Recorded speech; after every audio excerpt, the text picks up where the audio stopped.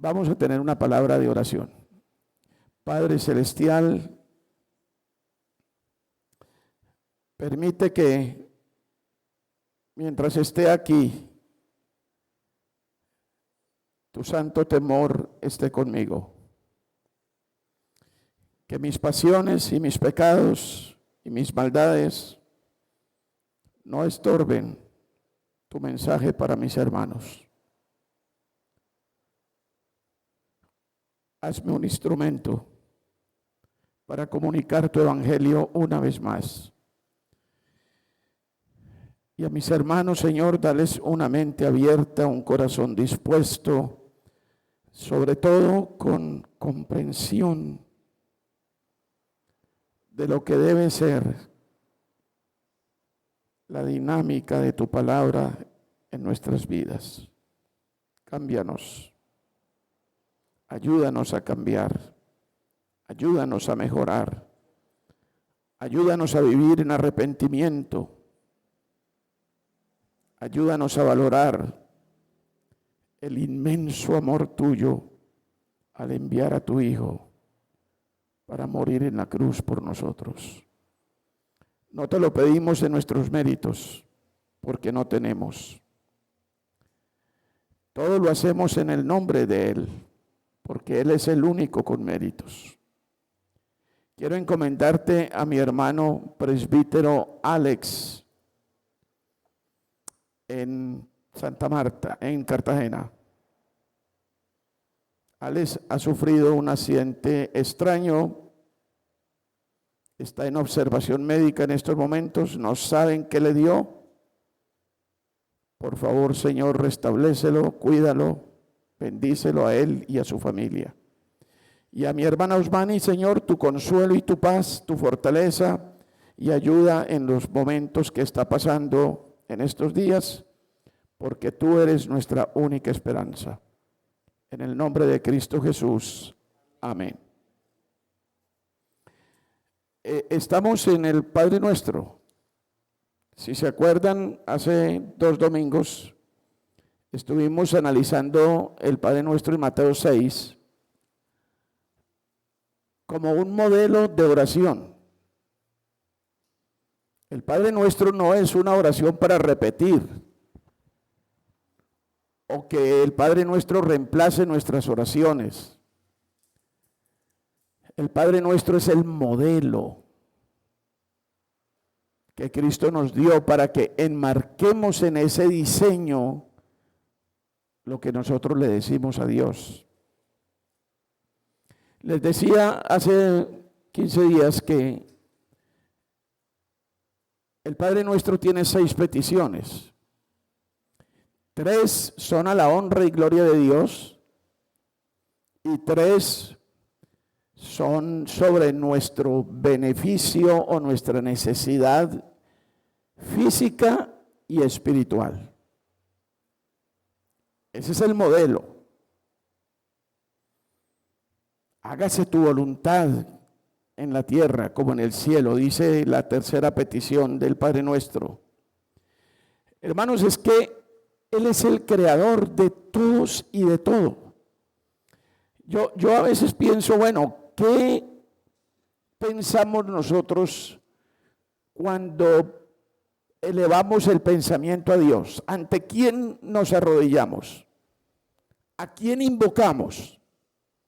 Yo no sé qué les dice a ustedes el hecho de que se trata del creador. Se trata del omnipotente. Se trata del que nos sacó de la nada y nos puede volver nada si quiere.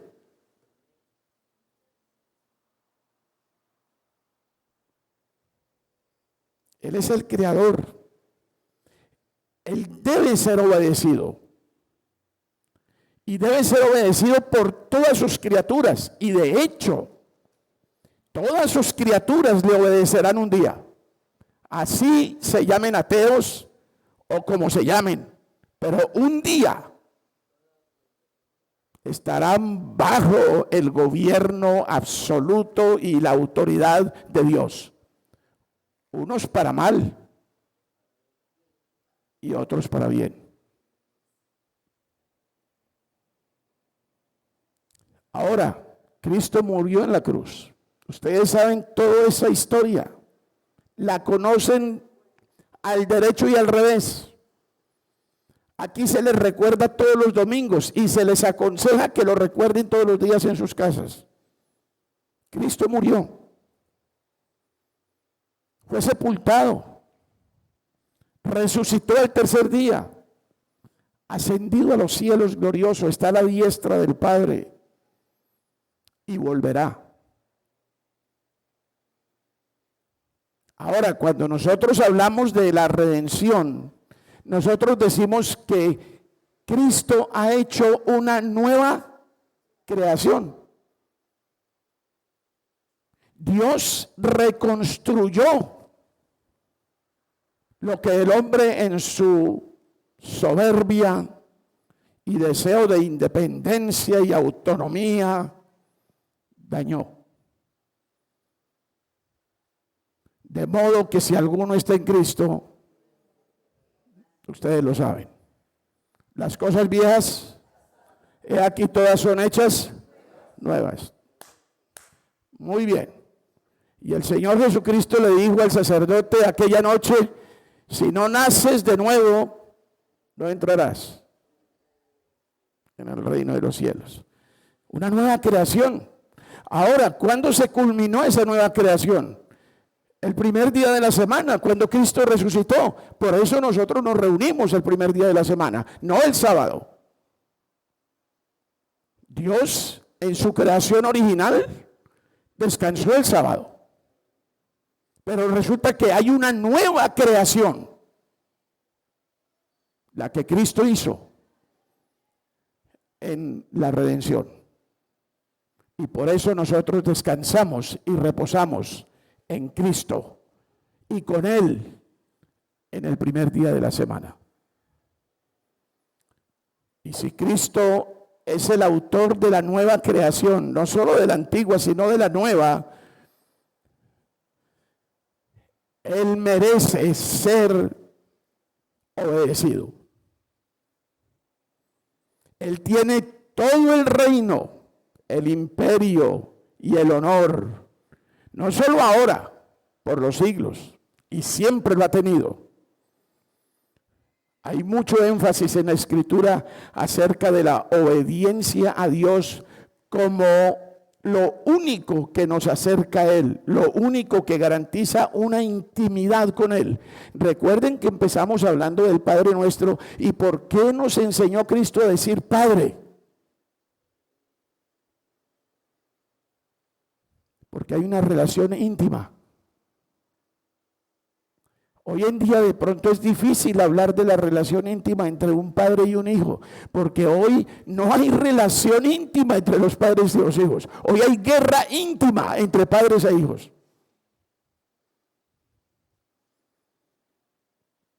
Pero el diseño de Dios es que el padre tenga un afecto natural superlativo hacia sus hijos. Ese es el diseño de Dios. Y yo soy sevillano y en sevillano hablan mucho de matar. Y yo oía cada rato que decían los varones, yo por mis hijos me hago matar. Lo que tendrían que decir mis paisanos era, yo por mis hijos acabo mi vida buscando cómo sostenerlos, mantenerlos y educarlos. Y formarlos y llevarlos al cielo. Porque el único que tuvo una muerte que valía la pena para redimir y salvar fue Jesucristo. La muerte nuestra no. Entonces, mis queridos hermanos, hay mucho énfasis en la Escritura acerca de la obediencia a Dios como lo único que nos acerca y lo único que garantiza una relación íntima con Él. Miren, llevo 35 años tratando de plantar esta iglesia. Ustedes dirán, uy, pastor, usted sí es perezoso, no le rinde. Bueno, yo creo que sí.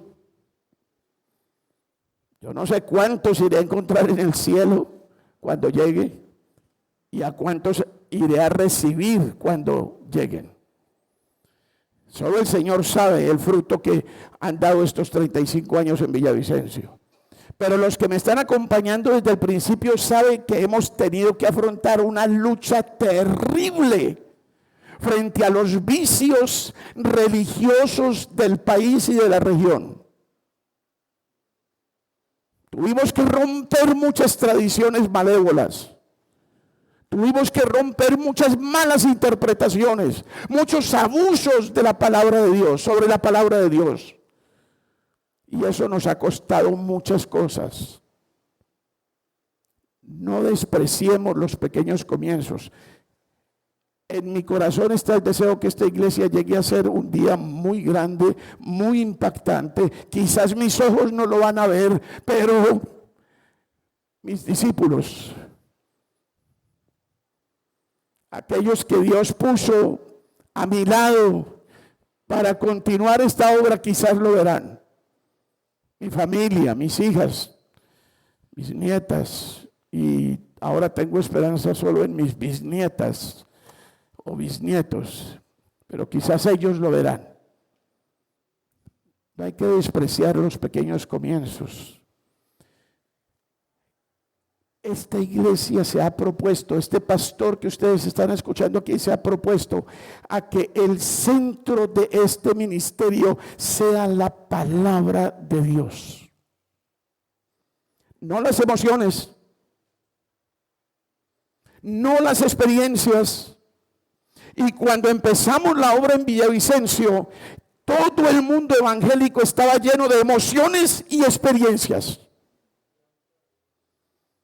Y con el correr del tiempo llegó el maldito evangelio de la prosperidad. Y eso ha sido un desastre en esta ciudad y en el país. Por amor de Dios, la visión y el reto al cual les pido que me acompañen es que rompamos todas esas cosas en el poder de Dios, no en el de nosotros, que no tenemos. Pero el poder de Dios es su palabra. El poder de Dios está aquí. Obediencia. Miren claramente la obediencia en la historia de Caín y Abel. ¿Por qué no fue aceptado el sacrificio o la ofrenda de Caín? Porque no había obediencia. Piensen en el diluvio. ¿Por qué Dios quiso raer la humanidad de la tierra? Porque no había obediencia. Cada uno estaba haciendo lo que bien le parecía. Miren la torre de Babel. ¿Por qué hubo juicio en la torre de Babel? Porque no hubo obediencia. Ahora quiero que nos centremos en una orden que Dios le dio al primer rey de Israel. El primer rey de Israel se llamaba, ¿cómo? Saúl, gracias, muy amables. Saúl, era una trampita para ver qué tanto sabía. Bueno, Saúl, el Señor le dice a Saúl, mira, vete a los amalecitas, los habitantes de Amelec. Entre otras cosas, Amelec es la figura del pecado. ¿Cuánto amalecita hay en su corazón? El Señor le dice a Saúl, vete a los amalecitas y destrúyelos. Erradícalos de la faz de la tierra. Mata a todo el mundo. Ancianos, jóvenes, niños, mujeres, no me deje ninguno. Ustedes dirán, uy, qué aterrador. Bueno, el Creador es el Creador. Y cuando el Creador te diga, ven acá, ríndeme cuentas, no hay tutías, tú vas. El Señor había llamado a cuenta a los amalecitas por su maldad. ¿Qué hace el rey David? Perdón, el rey Saúl. El rey Saúl muy probablemente recibió un soborno del rey, bastante efectivo, de pronto mucho oro, y le perdonó la vida. Y la otra cosa, Saúl se puso a ver el ganado que tenían los amalecitas y qué ganado, como si hubiera sido llanero, ¿no? Dice, uy, no, esto no se puede desperdiciar. ¿Cómo lo vamos a desperdiciar? No, llevémoslo, llevemos el ganado, aprovechemos. Y si el pueblo le pregunta algo, mire, el profeta le va a preguntar, dice, no, decimos que lo llamamos para sacrificio, religiosidad. apariencia de piedad, afectaciones de piedad. Y así lo hizo el rey David. Perdonó al rey, se lo llevó vivo, se llevó el ganado. El rey Saúl, gracias. Y quiero que pongan sus ojos en un versículo que ustedes conocen de memoria. Primer libro de Samuel, capítulo 15, versículo 22. Está hablando el rey Saúl con el profeta Samuel. Primer libro de Samuel, capítulo 15, versículo 22. Está hablando el profeta Samuel con Saúl, haciéndole el reclamo o preguntándole si había cumplido con lo que Dios le había mandado. Entonces el rey Saúl, mentiroso también, le dice, claro que lo hicimos lo que Dios mandó. Y entonces el profeta Samuel le dice, sí, ¿y qué es lo que estoy oyendo? Esos bramidos y esos balidos, ¿de dónde vienen? Entonces aquí en el primer libro de Samuel 15:22 dice, y Samuel dijo, pónganle atención por esta vez a la palabra. Que sea la palabra la que encienda cualquier emoción en su vida, no nada más. Dice, y Samuel dijo, se complace Jehová tanto en los holocaustos y víctimas como en que se obedezca a las palabras de Jehová. Miren la pregunta, concreta, puntual. ¿Quién no puede entender eso? ¿Cómo le podemos contextualizar? ¿Cómo le podemos se complace tanto Jehová en los cánticos, en las largas oraciones, las vigilias, los ayunos, las idas a la iglesia, como en que se obedezca a las palabras de Jehová? Hermanos, no se trata de reproches. Yo aquí no estoy para reprochar a nadie porque miren, yo tengo 50,170 cosas que corregir en mi vida. El Señor está hablando a mi corazón y está hablando al de usted. Hermanos, ¿de qué les sirve venir los domingos al culto? ¿De qué les sirve leer la Biblia? ¿De qué le sirve ir a buscar consejería pastoral? ¿De qué le sirve torcer el cuello si usted no obedece? Eso se llama hipocresía. Sencillamente. Ahora, no me venga con el cuento de que, ay, pastor, pero yo no soy así. Yo y usted somos así. Porque lo que nos dice la palabra, eso es lo que no hacemos. Y lo que no debemos hacer, eso es lo que hacemos. Esa es nuestra naturaleza. Ahora, si usted no reconoce eso, cuidado con Primera de Juan. Porque Primera de Juan capítulo 1 dice, el que dice que no comete pecado es mentiroso y la verdad no está en él. Y aún peor, en el versículo 10, dice, el que dice que no comete pecado, hace a Dios mentiroso. Porque Dios sí dice, tú eres pecador. No hay justo ni aún uno.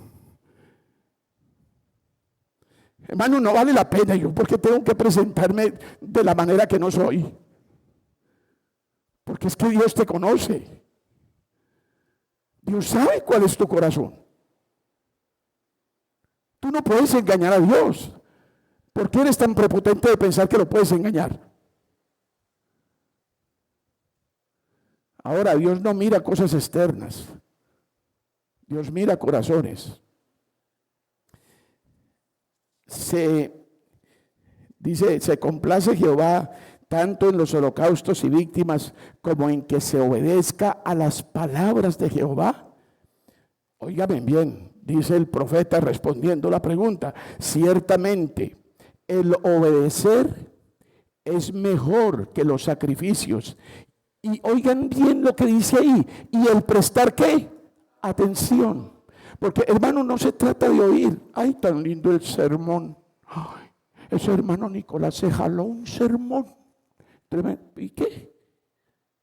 ¿De qué sirve el gran sermón si usted no prestó atención? ¿Cuál es la actitud que usted tiene frente al sermón? ¿Cuál es la disposición de su corazón frente al sermón? Cuando lee la Biblia, ¿cuál es su actitud frente a lo que está leyendo? ¿Cómo lo hace? ¿Cómo escudriña? Si no hay pasión en su corazón por la palabra de Dios, perdónenme, pero usted tiene que hacer un examen de conciencia.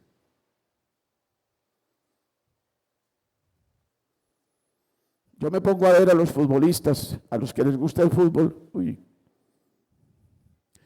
Mi yerno es árbitro de béisbol, ¿no? Es uno de sus oficios en los Estados Unidos. Aficionado a los deportes.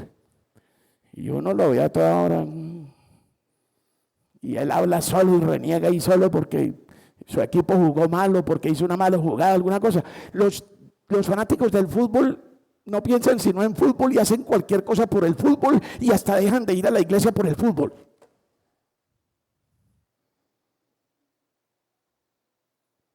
A los que les gusta la caza, a los que les gusta la pesca, a los que les gusta el ciclismo, a los que les gusta, al que le gusta le sabe, dicen en mi tierra, y por ese gusto dejan cualquier otra cosa.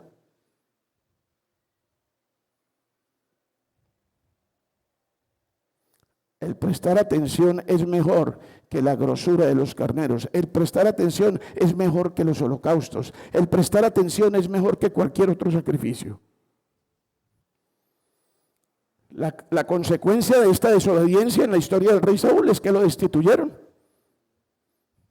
El profeta termina la conversación diciendo: Dios te ha quitado el reino y ya tiene quien te reemplace. En San Juan capítulo 15 dice que la rama que no dé fruto, ¿y echada en dónde? Al fuego. Yo les he dicho 50,000 veces, hermano, pregúntese, ¿mi vida da fruto? Ahora, no soy contento con decir, sí, pastor, sí da fruto. ¿Cuál es el fruto? Su fruto tiene que ser visible. Sus hermanos tienen que ver a Cristo en usted. Ellos tienen que tener un punto de referencia para sentir estímulo a las buenas obras. Ahora, en el contexto de los falsos profetas, en el capítulo 7 de San Mateo, por favor vayan a Mateo 7.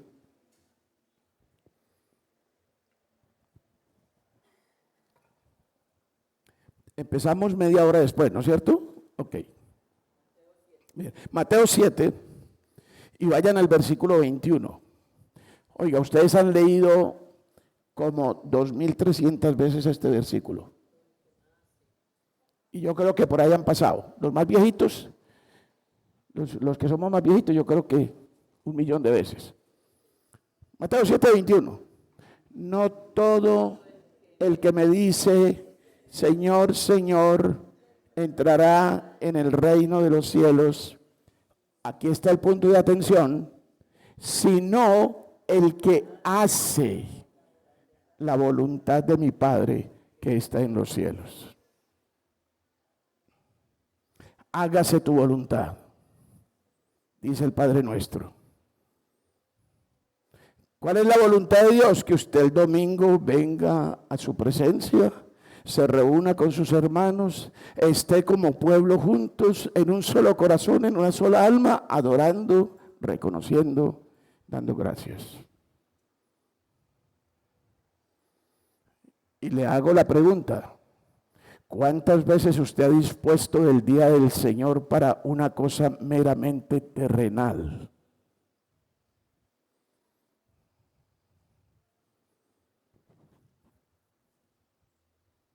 Piénselo, solo piénselo. No es el que dice Señor, Señor, es el que hace la voluntad del Padre. Y en el contexto del juicio a los demás, cuando dice que por qué miras la paja en el ojo de tu hermano y no la viga en el tuyo, en ese texto, que habla también de los buenos frutos, del buen corazón de donde el hombre bueno saca sus cosas, un corazón transformado por el corazón de Cristo. Allí en Lucas 6, vayan a Lucas 6, en ese contexto, Lucas 6, el versículo 46, que creo que también lo hemos leído muchas veces en este púlpito. Lucas 6, 46. A ver todos, ayúdenme por favor, ayúdenme. 6, 46, Lucas. ¿Por qué me llamáis Señor, Señor, y no hacéis lo que yo digo? ¿Por qué?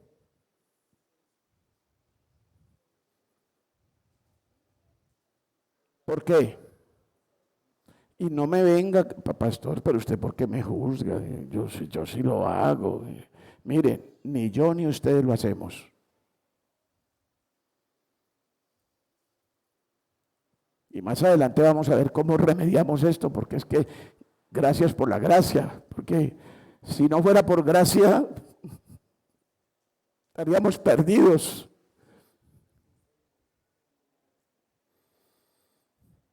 No hay derecho a llamar a Jesucristo Señor si no lo obedezco.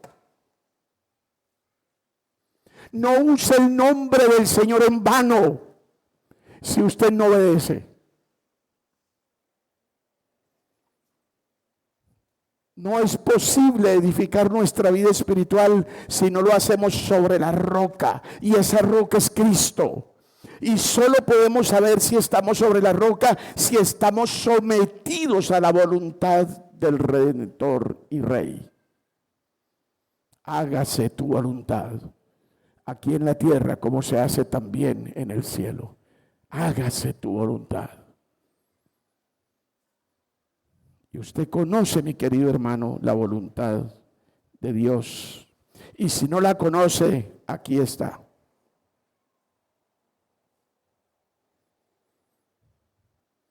Tengo que pedirles excusa, porque el viernes yo dije aquí que Rey estaba con mayúscula, ¿no? Mentira, no está con mayúscula, estaba equivocado yo. No estaba con mayúscula. ¿Por qué me acordé? Porque les iba a decir, cómprese una buena Reina Valera del 60, que es la Biblia oficial de esta iglesia. ¿Y por qué lo es? Porque es en las traducciones españolas la más cercana a los originales. Hay otras Biblias, hay otras versiones que le pueden ayudar para el estudio.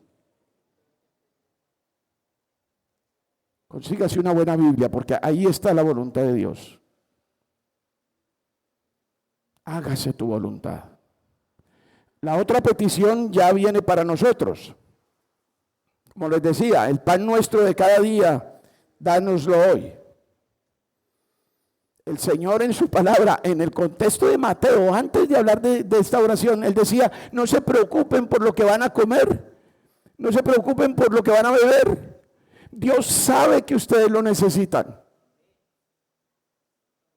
Y aquí está diciendo, mire, la necesidad que usted tiene, mi querido hermano, es que se arrodille y pida el pan. Que usted es muy rico y tiene mucha plata, pida el pan. No sea autosuficiente. Su riqueza y su prosperidad dependen de Dios. Pida el pan.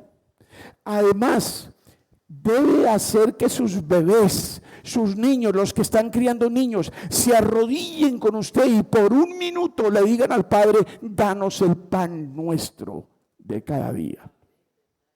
Los niños tienen que aprender que el pan hay que pedirlo. Pero como somos arrogantes, sobrados, tengo buen sueldo, buen ingreso, buenos negocios.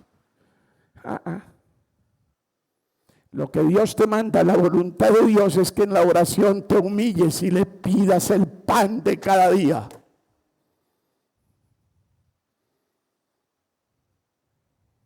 Y el pan representa todo lo que necesitas para vivir con dignidad. No te manda que pidas el pan del vecino. Lo que te manda la Biblia es que tú pidas tu pan y compartas con el vecino. El pan nuestro de cada día, dánoslo hoy. Esto nos enseña muchas cosas, porque el Padre Nuestro dice mucho con pocas palabras. Debe ser usado como modelo, con buen entendimiento, sin vanas repeticiones. Hermanos, hay que en el discipulado, aquí hay hermanos que han enseñado mayordomía y muchos no aprovecharon eso. Pero la mayordomía, ¿en qué consiste? En resumen, en pedir el pan y en administrar bien el pan que te es dado.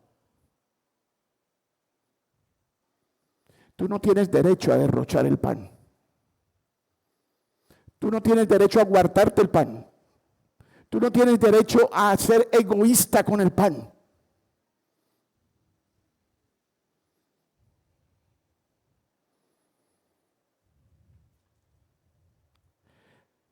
Ahora, esto de pedir el pan también nos enseña a nosotros que debemos vivir con sobriedad, con templanza, que necesitamos aprender a vivir con sencillez. Una de las cosas que mata al mundo es la complicación en que convertimos nuestra vida. Que fulano de tal tiene una moto de, no sé, 15 cilindros, ¿verdad? ¿Hay motos así tan grandes? No. Bueno, una motota, tiene una motota grandota. Yo tengo que tener esa moto también. Yo la voy a conseguir y la voy a conseguir mejor. Hermano, viva sobriamente. Si una motico 100 lo lleva, vaya con la motico 100. ¿Por qué le mete 15, 20 millones, 30 millones a una moto que se deprecia, se acaba y cuando te choquen se la aplastan? Y en la cual expones tu vida todos los días. Sobriamente, perdónenme los motociclistas, son muchos en esta iglesia, pero también los que tenemos carro, los que tenemos cosas. Hay que aprender a vivir sencillamente. ¿Cómo vivió Cristo? ¿Quién le conoció la mansión a Cristo? Anoche, mi familia no está aquí, perdonen porque están apestados. Trajeron un virus de por allá del norte y esa pobre Gigliola ya está toda. Bueno, pero anoche con todo y eso hicieron un ceviche de camarones. Y yo les hago la fiesta, porque cuando estábamos en la mesa les dije yo, ustedes se imaginan al Señor Jesús y a María y José comiendo ceviche de camarones el 24, el día de nacimiento. Estaban en un pesebre, rodeados de animales, no había lugar en el mesón y nosotros hipote banquete para celebrar.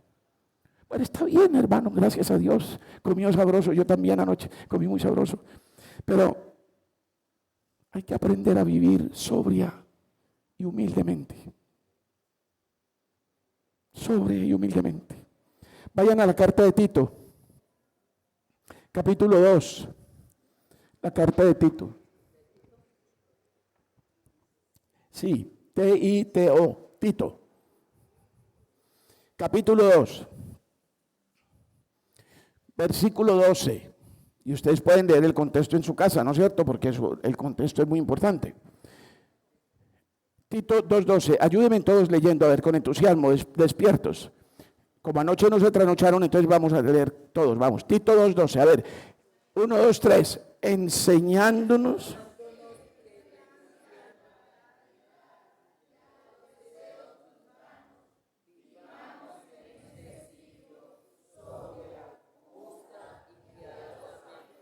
Oigan, miren todo lo que enseña este versículo, miren todo lo que hay aquí. Dice, enseñándonos qué. Oigan, la palabra que sigue, ¿cuál es? Renunciando a la impiedad y a los deseos, ¿qué? Mundanos. ¿Cómo puede usted vivir modestamente, sencillamente, sobriamente, ¿cómo puede vivir? ¿Cómo puede vivir? ¿Renunciando a qué? A la impiedad y a los deseos mundanos. Ahora, ¿qué es la impiedad? Hay que ir a la reflexión navideña. Ay, no, qué jartera. No, aquí en el conjunto hay una novena muy linda. Yo mejor me quedo. Renuncie a la impiedad, porque la piedad lo lleva a reunirse con sus hermanos, a sentirse cuerpo, a sentirse miembro del cuerpo de Cristo. Le da pereza leer la Biblia, le da pereza hacer el devocional, le da pereza tener un tiempo solo con Dios, le da pereza orar. Renuncie a esa impiedad. Porque eso sí, el partido de la final no nos lo perdemos. Y son casi 3 horas. Y ahí sí no nos da bostezadera, ni nos dormimos, ni nada de esas cosas. Pero 5 minutos de oración, ay, la espalda, la rodilla. Renuncie a la impiedad y a los deseos mundanos. Hermanos, hablando del pan para pasar a otro tópico, porque me toca terminar hoy y ya se me está acabando el tiempo. ¿O no tienen afán? No, ya pasó la fiesta, ¿no? Bueno, vayan a Proverbios, porque es que la Biblia habla de pan de mentira y habla del pan de balde, el pan del ocio. Y mucho cuidado con estar esperando el pan de mentira.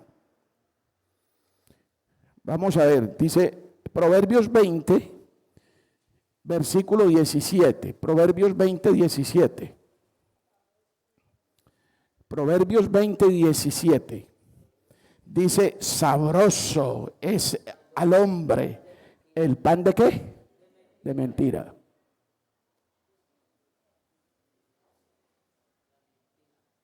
Sabroso es al hombre el pan de mentira. ¿Cuál es la consecuencia? Ahí lo dice, pero después su boca será llena de cascajo. Cuidado con las defraudaciones, cuidado con los engaños, cuidado con las estafas, cuidado con la viveza. Todo eso es pan de mentira. Cuidado con la coca, con la venta de drogas, o a los que les gusta revolverle guado a la leña y venden cervecita y aguardiente y todas esas cosas. Eso se llama pan de mentira. Lo que es mal habido, lo que no es correcto, lo que no se gana con el sudor de la frente. Y ojo con el pan del ocio, porque hay gente que no trabaja, sencillamente no trabaja, pero eso sí, quiere pan. Y grande. Vayan ahí mismo en Proverbios, capítulo 31, el capítulo de la mujer virtuosa. El capítulo de la mujer virtuosa, Proverbios 31, versículo 27. Dicen que una mujer virtuosa considera los caminos de su casa y no come el pan de balde. Otras versiones traducen el pan de ocio. Oiga, y es que el Señor en la palabra de Dios es duro con esto del pan del ocio. Vayan a 2 de Tesalonicenses, capítulo 3, versículo 10. ¿Cómo le dicen a los hijos que no se van de la casa? Bombriles. No. Para ellos sería muy bueno que reflexionaran en estos versículos. 2 de Tesalonicenses 3:10. Porque también, dice Pablo, cuando estábamos con vosotros os ordenábamos esto: si alguno no quiere trabajar, tampoco coma.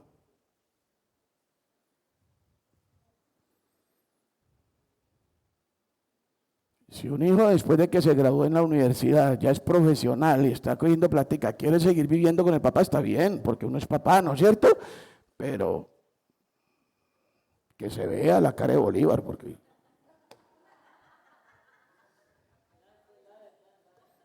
la comida cuesta, la electricidad cuesta, el agua cuesta, el mantenimiento de la casa cuesta. Y hay que comer su propio pan, hermano. Segunda de Tesalonicenses. Ahí mismo, el mismo texto, en el versículo 12. A los tales mandamos y exhortamos por nuestro Señor Jesucristo que trabajando sosegadamente coman su propio pan. El pan honestamente ganado. ¿Cómo me alegran los muchachos? Yo tengo unas alegrías que ustedes ni se imaginan. ¿Cómo me llenan el alma?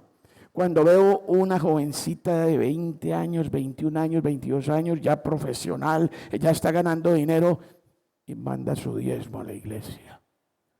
Oye, y no es cualquier legañemico, no estamos hablando de 50,000 pesitos, no, mandan su diezmo. Jovencitos, empezando a vivir, gloria a Dios, gloria a Dios. Están comiendo su propio pan y aprendieron cómo honrar a Dios con sus bienes. Y seguramente que lo comparten también con el que tiene necesidad. Bien, resumamos esto, mi querido hermano. Mire, usted es hijo, arrodíllese y dígale al Señor: Señor, dale el pan de cada día a mis padres. Haz que mi Padre se sienta honrado al poder sostenernos. Hijos, ustedes tienen el deber de orar por sus padres en ese sentido. Las esposas, arrodíllense: Señor, dale a mi esposo para que él sienta la dignidad de protegernos, de proveer para nuestra casa.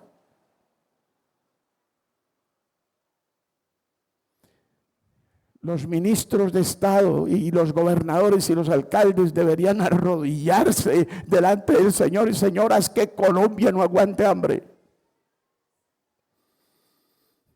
Danos el pan necesario, pero se pierden millares de toneladas de comida en este país. ¿Por qué? Porque la gente no sabe cómo pedir el pan. Y nosotros en las iglesias no le estamos enseñando a la gente cómo pedir el pan. Es más, en la iglesia hay mucha gente que no sabe cómo pedirlo. Hermanos, para terminar, porque debo terminar hoy.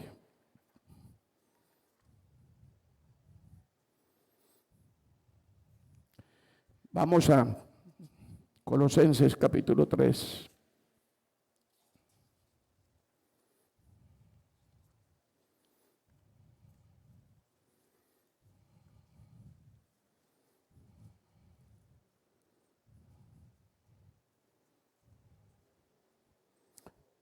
Bueno, no pierdan Colosenses, pero antes de ir a Colosenses, voy a rematar el sermón diciéndole cómo, porque todo el Padre Nuestro, yo empecé diciéndoles, enseña que usted necesita una relación íntima con su Padre Celestial.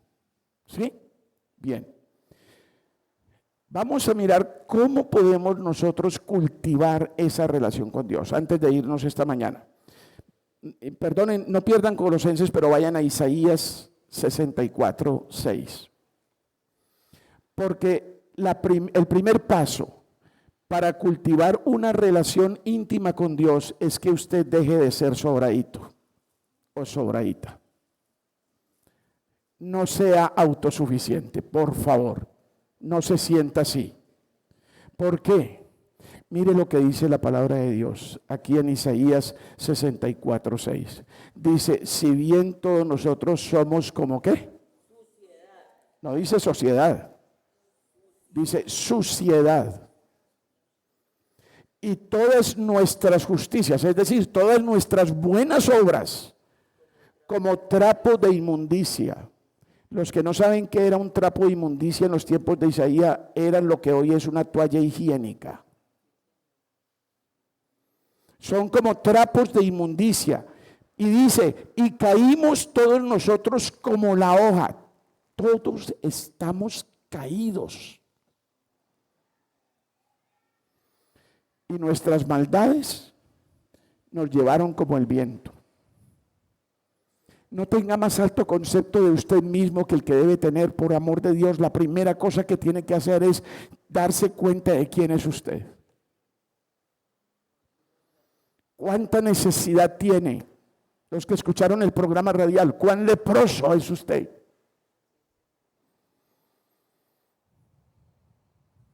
Somos como suciedad, todas nuestras justicias como trapo de inmundicia, caímos como las hojas, nuestras maldades nos llevaron como el viento. El Salmo 1 dice que los malos son como el tamo que arrebata el viento. Ahora sí a Colosenses 3, y el segundo paso para mantener una relación íntima con Dios. Está en el primer versículo, Colosenses 3:1, está en el primer versículo, ya lo leyeron. Si pues, oiga, este condicionamiento de Pablo está escribiendo para creyentes, pero él pone el condicionamiento y dice, si pues habéis resucitado con Cristo, ¿qué es lo que tienen que hacer? Si usted quiere tener una relación íntima con Dios, debe buscar las cosas de arriba. ¿Por qué? Porque allá está Cristo sentado a la diestra de Dios. Y vamos a ver más adelantico qué pasa con eso de que Cristo está a la diestra del Padre. Versículo 2, otro imperativo. Poned la mira en las cosas ¿de dónde? De arriba, no en las de la tierra. Ahora, hermanos, seamos honestos, seamos sinceros. Pero por favor, pídale al Señor que le ayude a ser honesto. En realidad, ¿usted dónde tiene sus ojos? Bueno, eso puede ser cierto, arriba y abajo, y vamos a hablar de eso ahorita, arriba y abajo. Pero la verdad es que yo veo a la mayoría de la gente con los ojos puestos aquí.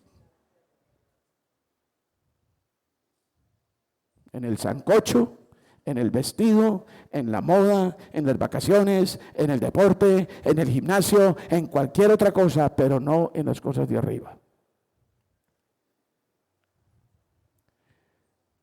Poned la mira en las cosas de arriba, no en las de la tierra. ¿Por qué? Porque habéis muerto. Versículo 3. Habéis muerto. Si yo dijera, Norjan, ¿estás muerto? Leonel, ¿estás muerto? ¿Has muerto con Cristo? Dice, porque habéis muerto. Y lo que dice, y vuestra vida está escondida con Cristo en Dios. ¿Y dónde está Cristo en este momento? A la diestra del Padre. ¿Dónde estamos nosotros escondidos en Cristo? A la diestra del Padre. Óigame, ¿qué nos puede faltar? ¿Qué no puedo superar? Versículo 4, cuando Cristo vuestra vida se manifieste, entonces vosotros también seréis manifestados con Él en gloria. Versículo 5, un imperativo, señores, una orden de la palabra, si vamos a obedecer, una orden, haced morir pues lo terrenal en vosotros. ¿Y qué es lo terrenal en ustedes? Fornicación, impureza, pasiones desordenadas, malos deseos y avaricia, porque todo eso es ¿qué? Idolatría. Yo en este púlpito he dicho varias veces, hoy la gente fornica por deporte. Y aún los que vienen a la iglesia. Y eso es como si fuera comer natilla en Navidad. Y aquí nos está diciendo la palabra, haga morir lo terrenal en usted. Y la primera cosa terrenal que menciona la palabra es la fornicación. Los amantes de la pornografía, la impureza, las pasiones desordenadas, cualquier tipo de desorden, los malos deseos, la avaricia, todo eso es idolatría. Haga morir eso, porque eso significa que usted no tiene los ojos en el cielo, sino aquí en la tierra. Versículo 6. cosas por las cuales la ira de Dios viene sobre los hijos de qué. Un poquito más fuerte, sobre los hijos de qué. Desobediencia. Versículo 7. En las cuales vosotros también anduvisteis en otro tiempo cuando vivíais en ellas. Si no asumimos esta cosmovisión más allá de lo que vemos y tenemos aquí en esta tierra, ¿qué es lo que sucede? Cuando lleguen las dificultades y el dolor en nuestras vidas, los problemas, sin la visión celestial en nuestras vidas y por ende sin una relación íntima con el Padre, sucede lo que estaba diciendo la predicadora Miriam ahora. Con una mano te agarras a lo que el mundo te ofrece y con la otra te agarras de Dios por si acaso. Yo he oído muchas veces cuando hay gente buscando empleo o que está aburrida en el empleo y que quiere otro empleo, el consejo que le dan es: mijito, pero no suelte la rama, hágalo del mico, no suelte la rama hasta que no tenga la otra. Y esta ambigüedad de tener a Dios como el soporte opcional, el último recurso, es lo que nos está matando, hermanos. Esto es lo que nos deja ver que nosotros no tenemos la mira en las cosas del cielo, las tenemos aquí en la tierra. Entonces te agarras de tus recursos. Ya no quiero hablar de políticos, pero ¿qué puede ser el recurso? Mi patrón, mi padrino, la herencia de mi papá. Y bueno, y si todo falla, hasta Dios. No, es al contrario, Dios, porque Él no falla. Porque Él no falla. ¿Por qué no falla? Vayan a Hechos 17, 28. Ya voy a terminar, perdónenme que me estoy extralimitando un poquito. Hechos 17, 28. 17, 28. Yo soy muy respetuoso del tiempo porque 28. Me hacen el favor de leerlo, pero con entusiasmo, con fervor, como que si estuvieran entendiendo lo que Dios les está diciendo. ¿Por qué Dios no falla? Por esto. Hechos 17, 28. Vamos todos. Va. Porque en Él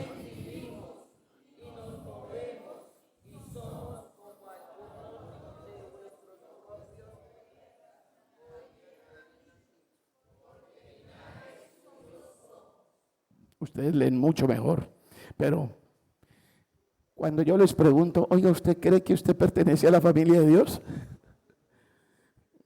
No sé qué responderán, pero aquí está la palabra diciéndole: porque el linaje de Dios somos. Linaje quiere decir familia, parentela. El precio de nuestra redención fue pagado con sumo amor y un amor auténtico para que vivamos en comunión íntima con Dios por la eternidad. Ahora, la otra cosa para permanecer en la unión es permanezcan en la vida. Vayan rápidamente a Juan 15, versículo 1, capítulo 15, versículo 1.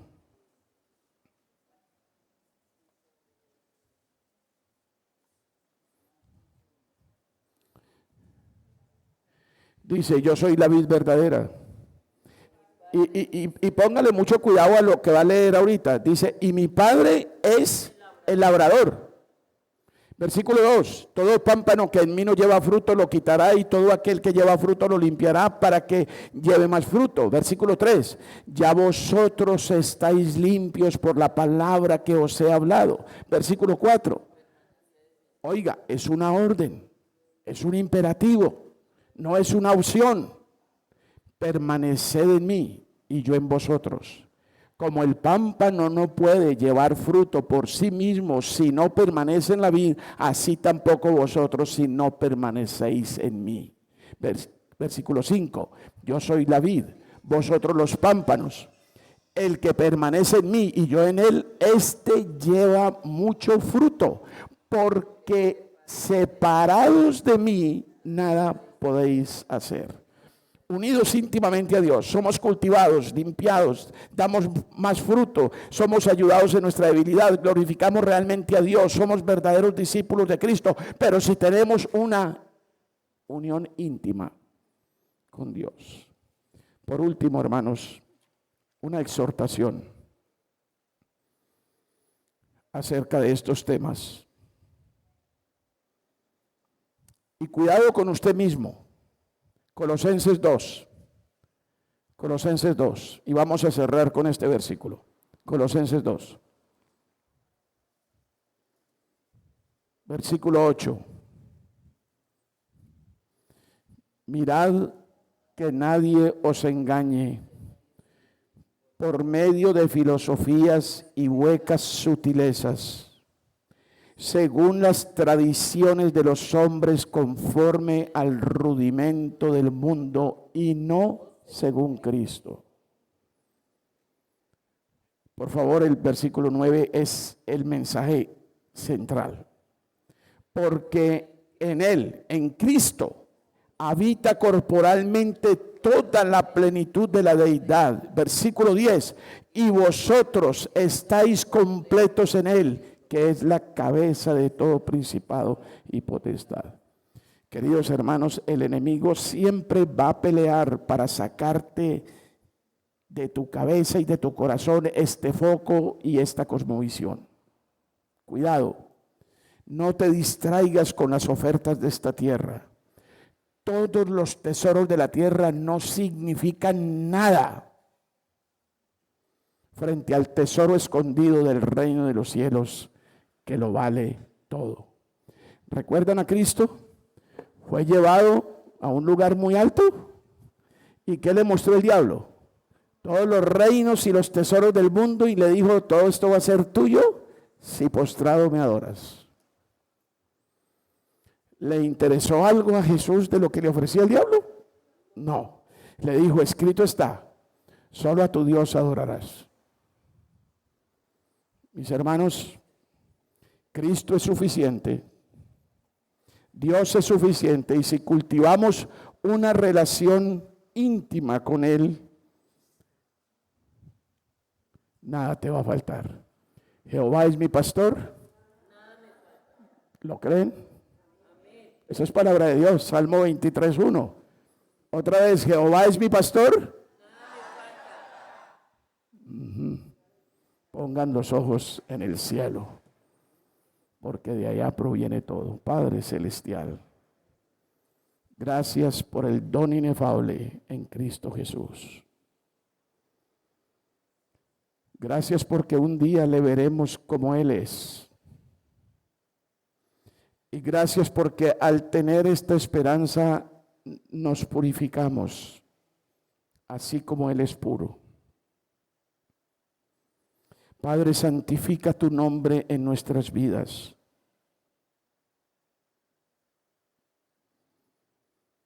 Haz que tu reino, oh Señor, sea una realidad en nuestras vidas. Que sepamos recibir de ti lo que tú nos das como bien supremo. Porque en Cristo tenemos todo. Cuídanos de la inconformidad. No nos metas en tentación de andar quejándonos. Padre, porque al quejarnos nos quejamos de ti y murmuramos contra ti. Padre, enséñanos a pedir el pan, porque tú quieres darlo. Eres mi Padre y tú quieres cuidarme, tú quieres ser un marido para con nosotros, tú quieres sostenernos. Por favor, Señor, enséñanos eso, que lo creamos de corazón y que podamos ver sobre nuestras vidas lluvias de bendiciones por tu gracia y por tu amor y por tu verdad. Padre, haznos instrumentos tuyos para alumbrar este pobre mundo que se debate en un materialismo aterrador. Ayúdanos a exaltar a Cristo en todo lo que hagamos, vivamos, pensemos, hablemos. Y te pedimos todas estas cosas, no en nuestros méritos que no tenemos, sino en los de Cristo Jesús. Amén.